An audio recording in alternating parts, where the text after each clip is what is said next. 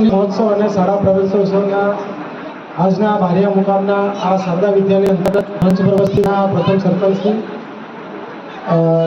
શાળાના આચાર્યશ્રી, મંચ પર ઉપસ્થિત તમામ મહાનુભાવો, તમામ વાલી તત્વને મને ભૂલતા.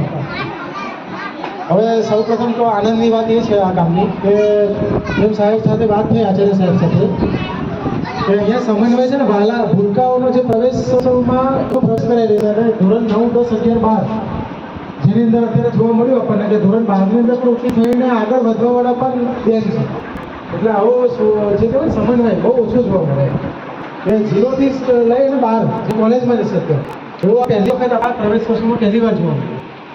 મને કે ગુજરાત સરકારના વખતે આ માધ્યમિક ઉચ્ચતર મતો પ્રથમ તો હું માગીશ કે પહેલાં તો આપણે ભેગા આ મહોત્સવ કે જે તમે પ્રવેશોત્સવ જે ગણો એ સરકારનો એક ઉમદા આશય એ છે કે કોઈ પણ વ્યક્તિ એ ગમે તે છેવાડાનો, આપણા દહેગામ તાલુકાનું આમ બારિયા ગામ જોવા જઈએ તો સૌથી છેલ્લું ગામ છેલ્લું છે ને ગામ છે બરાબર. તો છેલ્લા ગામની અંદર પણ આપણે છેલ્લા ગામમાં આવ્યા છે, પણ કોઈ પણ બાળક એ એના બાલવાટિકા કે ધોરણ 1થી પ્રવેશથી વંચિત ન રહે, એનો ઉદ્દેશ આવે છે. બીજો ઉદ્દેશ છે કે એ આવી ગયો છે બાળક તો ક્યારેય ડ્રોપ આઉટ ના થાય, બરાબર. એ બધી જવાબદારી પાછી શિક્ષકગણ અને આપણા વાલી અને જે પદાધિકારી બધાની છે. ત્રીજો આપણો હેતુ અહીંયા છે કે પ્રવેશોત્સવ કરાવો, બધાને આપણે રાખ્યા અને એમને દરેક બાળકોને યોગ્ય એને માર્ગદર્શન આપ્યું કે ભાઈ બાળકો તમે ભણો. જો શિક્ષણ તો દરેક એકથી 12 ભણવાના જ છે, પણ એના ભણવાની સાથે સાથે જીવનના ઉમદા મૂલ્યો એનામાં કેળવાય, બરાબર. એ તમામનું પણ વહન કરવાની જવાબદારી આપણા તમામ સ્ટાફગણ, આચાર્યગણ, વાલીગણ અને આપણા બધાની.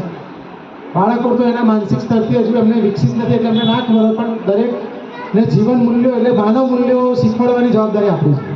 શિક્ષણ તો આપવાનું જ છે, પણ માનવ મૂલ્યો પણ સાથે સાથે આપવાના છે. એટલે અત્યારે તમામ આપણા શારદા વિદ્યાલયના તમામ સ્ટાફ, બરાબર, પ્રાથમિક શાળાના પણ તમામ સ્ટાફ, બરાબર, બંનેનો સમન્વય. તમે વિચારો, અદ્ભુત સમન્વય પ્રાથમિક અને માધ્યમિક બે ભેગું થાય તો એ ગામને એક સુવર્ણ દિશામાં લઈ જઈ શકે, બરાબર. એટલે આવું અમારા જે પ્રવેશોત્સવના આટલા અનુભવ પછી પહેલી વાર બન્યું છે એટલે આ ભેગા કર્યા.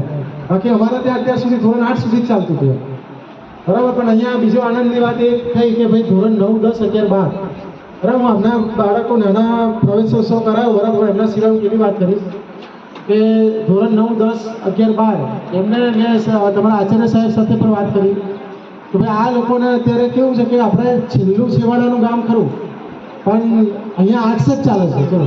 પણ કોઈ બાળકની રુચિ એવી હોય કે એને કોમર્સમાં પણ જવું છે અને કોઈને સાયન્સમાં જવું છે, બરાબર. તો એવું કંઈ જરૂર નથી કે આપણે એને મશીનની માફક કોઈ આર્ટ્સ છે તો આર્ટ્સમાં જાય, બરાબર. એટલે એવું પણ આપણે એવું ન કરીએ, બરાબર. આપણો ભલે આપણા સંખ્યા આપણી સ્કૂલમાં આવે, પણ આપણને લાગે કે ભાઈ આનું કેલિબર કે આનું જે વ્યક્તિ છે ને એનો રુચિનો વિષય એનો કોમર્સનો છે, કોઈને કોમર્સ વિષય પસંદ કરવો છે, કોઈને સાયન્સ કરવું છે, બરાબર. આ કેવું હોય, કોઈ મશીન ના બનાવી શકીએ આપણે એને માનવ જ રાખવાના છે, પણ એને જે આપણે કહેવાય ને સ્કિલ બેઝ ઉપર કે એને જે ગમતા વિષય પર પ્રયાણ કરાવડાવવાનું છે.